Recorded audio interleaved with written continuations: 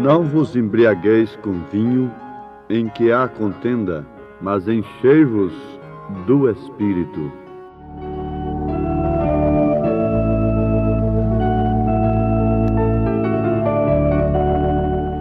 Que o Senhor Deus enriqueça as almas de nossos ouvintes durante mais esta programação. Como será a vinda do Senhor? As Escrituras têm a resposta para isto. Como será? A vinda do Senhor, a aparição de Jesus Cristo, é precedida por três coisas: alarido, voz de arcanjo e trombeta de Deus. 1 Tessalonicenses, capítulo 4, versículo 16. Porque o mesmo Senhor descerá do céu com alarido, e com voz de arcanjo, e com a trombeta de Deus. E os que morreram em Cristo ressuscitarão primeiro. Depois, nós, os que ficarmos vivos, seremos arrebatados juntamente com eles nas nuvens, a encontrar o Senhor nos ares. E assim estaremos sempre com o Senhor. Estas são as palavras que consolam os filhos de Deus nestes dias em que estamos vivendo. Alarido, voz de arcanjo e trombeta de Deus. O que seria este alarido? É a mensagem de um profeta precursor da segunda vinda de Cristo. A voz de arcanjo é a mesma voz que chamou a Lázaro lá do túmulo. Ela sai do corpo de Cristo. A trombeta de Deus. A trombeta sempre chamou Israel para uma festa. Essa trombeta é chamando ambos, os que ressuscitaram e os que estiverem vivos, para as bodas do Cordeiro. Esta é a razão da nossa fé. Nós vivemos sob esta esperança. Nós vivemos alimentados por esta palavra, porque ela é vida para nós, porquanto nós a temos como absoluta, pois ela é a verdade. Então, amados, vejamos uma coisa profunda que Enoque profetizou. Em São Judas, versículo 14, está escrito: e destes profetizou também Enoque, o sétimo depois de Adão, dizendo: eis que é vindo o Senhor com milhares de seus santos. Nós vamos abrir um parênteses aqui, porque alguém examinando a Bíblia pode dizer: ó, São Judas entrou em contradição. E mesmo a própria Bíblia, porque Enoque não é o sétimo, Enoque é o oitavo. Mas como Enoque é o oitavo? É porque a Bíblia esqueceu de citar Caim, mas Caim não era de Adão. Alguém pode dizer, mas nem toda genealogia cita todos os nomes. Alguém pode ser filho e ficar fora da genealogia. Bom, se a gente falasse isto contra a doutrina destas pessoas, elas nos chamariam de analfabetos, de ignorantes. Como pode-se dar a genealogia de uma família excluindo um filho? Então teria que ter a razão por que aquele filho foi excluído. Pelo menos assim. E também, em outro caso, a Bíblia não diz que Caim era de Adão, nem tampouco de Deus. A Bíblia diz enfaticamente que Caim era do maligno. Caim era do maligno. Portanto, o sétimo depois de Adão é Enoque. Mas o assunto para o qual nós queremos chamar a atenção dos nossos ouvintes não é propriamente sobre Caim, que é uma semente da serpente e que tem advogados por todas as partes da terra hoje, não é? Não. Nós queremos chamar a atenção dos nossos ouvintes é que existem 7 eras da igreja. E Enoque diz, veja só como é uma profecia. Eis que é vindo o Senhor com milhares de seus santos. Foi o 7º que falou sobre a vinda do Senhor. Tudo que está escrito no Velho Testamento é uma sombra do Novo. É uma sombra para nós. Se realiza, torna-se real conosco. Isto é certo, ninguém discute. Então, Enoque, sendo o 7º, tinha que falar sobre a vinda do Senhor. E não há um assunto melhor para a igreja de Cristo do que a vinda do esposo. Como não há assunto melhor para uma esposa verdadeira, uma esposa amável, que ama de fato seu marido, do que a volta de seu marido, quando ele está por muitos dias fora de seu lar. É o assunto mais importante para ela.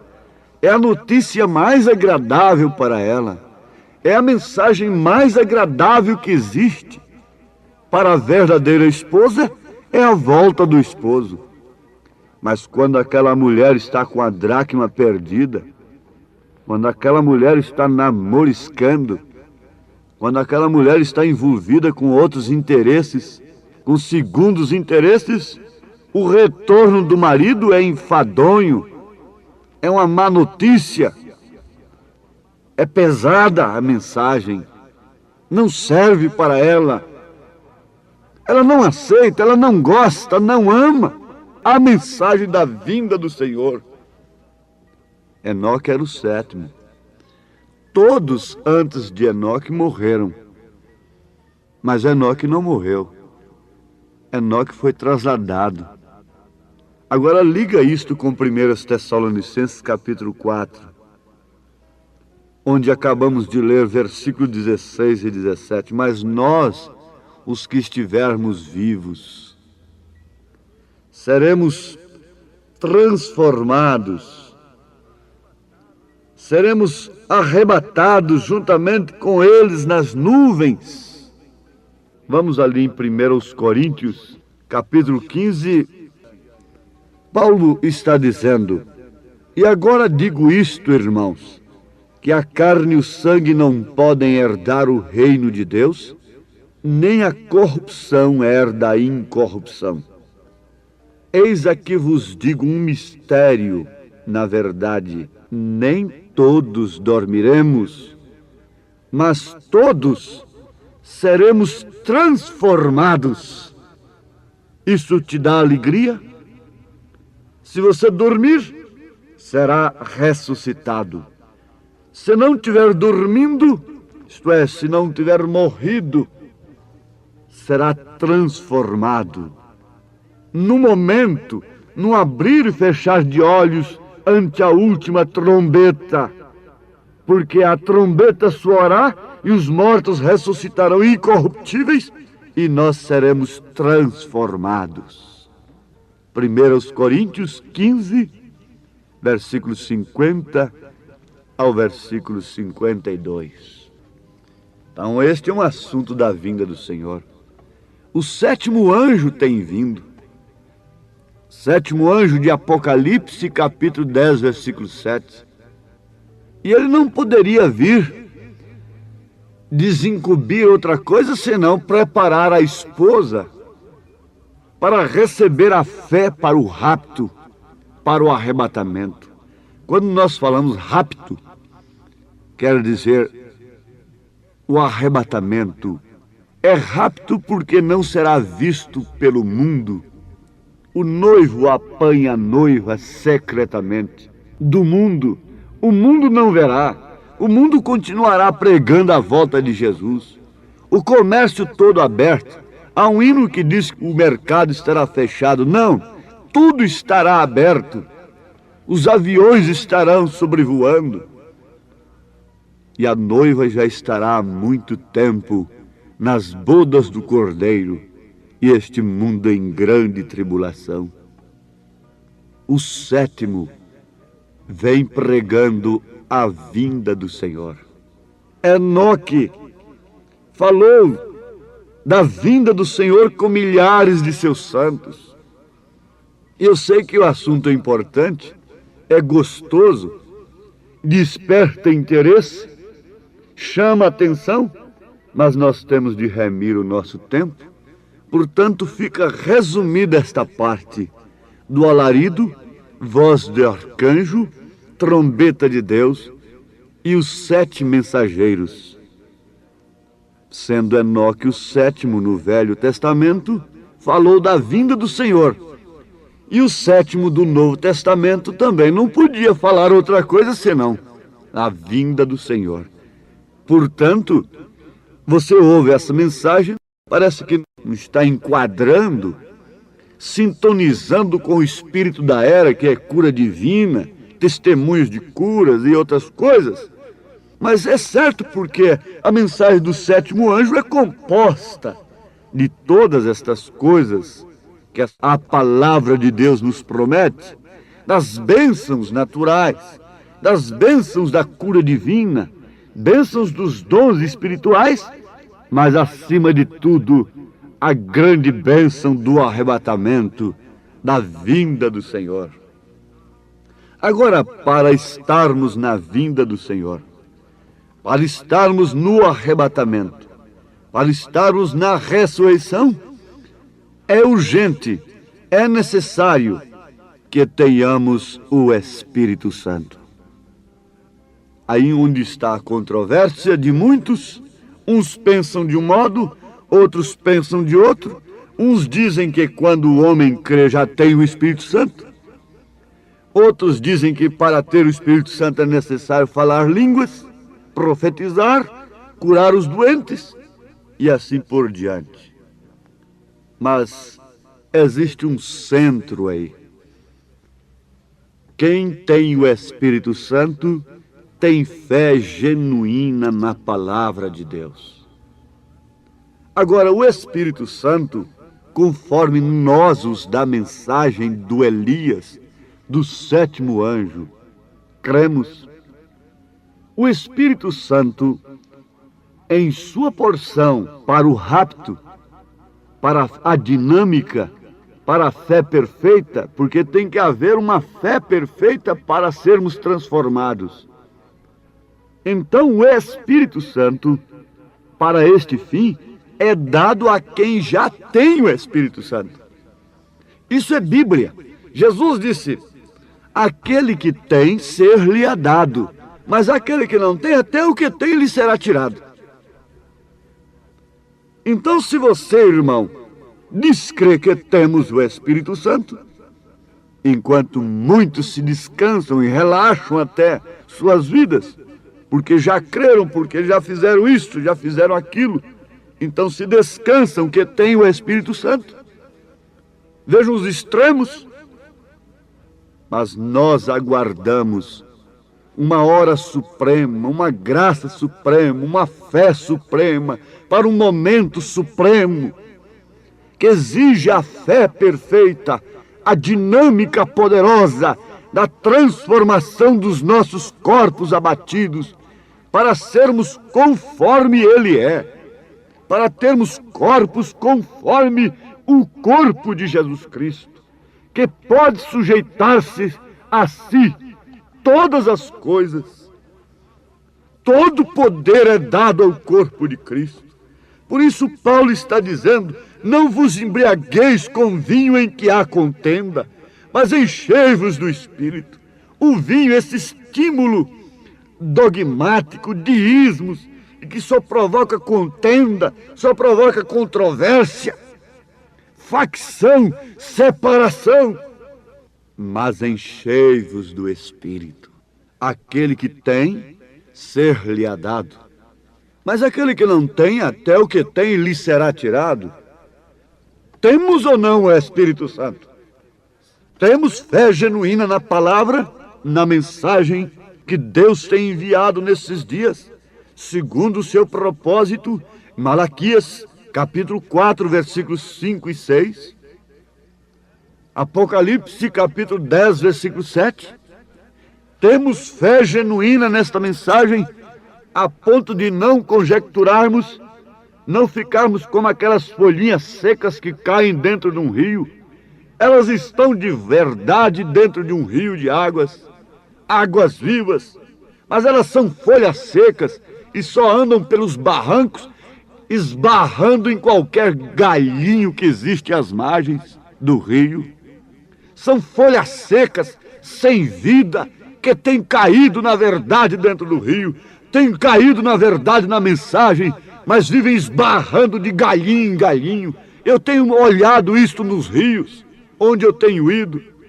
Eu gosto de olhar a natureza, porque ela é uma Bíblia aberta.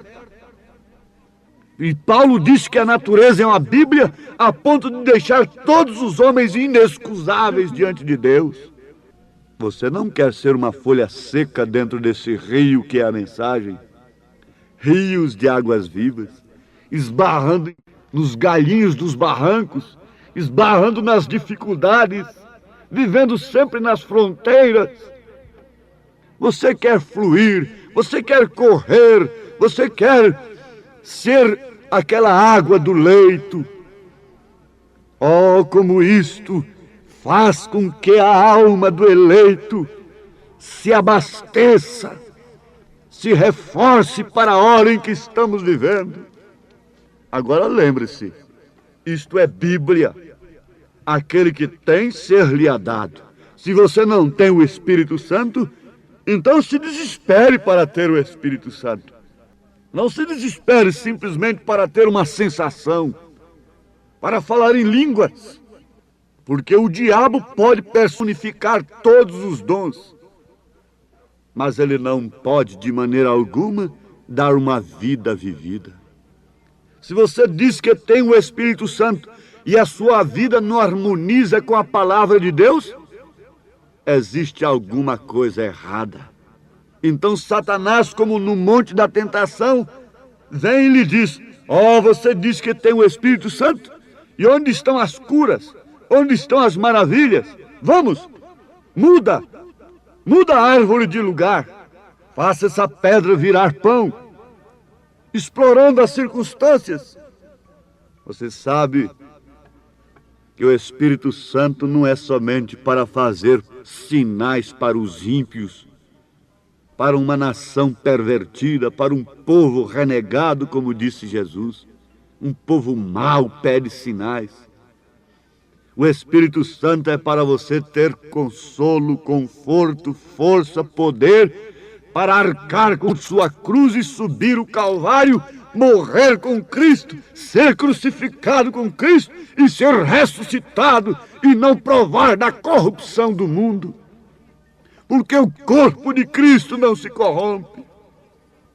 Não é simplesmente para fazer prodígios e maravilhas, porque muitos dirão naquele dia: Senhor, Senhor, em teu nome fizemos prodígios e maravilhas, expulsamos demônios, profetizamos.